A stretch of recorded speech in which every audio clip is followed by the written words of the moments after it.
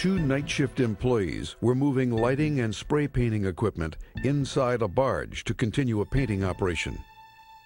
Employees on the previous shift had been painting in the confined space continually for 10 hours. The paint mixture being used was flammable. The lighting equipment was not explosion-proof. There was no ventilation and only one open access hole. Painters and laborers constantly entered the confined space without any air monitoring.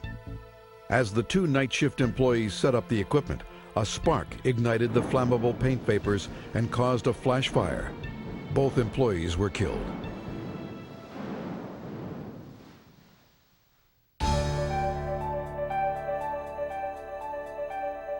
Sufficient ventilation would have kept the concentration of flammable vapors below 10% of the lower explosive limit.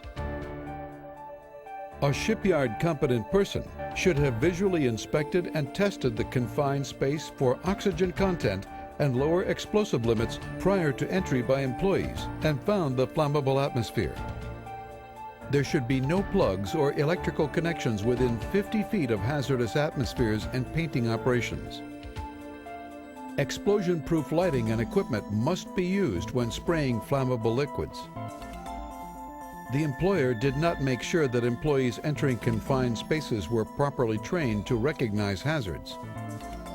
Although not contributing to the fatality, electrical cords and open access holes presented two additional safety hazards. Electrical cords and painting hoses should not be in the way of workers using the ladder. Clear interference with ladder access as much as possible. Open access holes and decks should be adequately guarded to prevent employees from accidentally falling down them.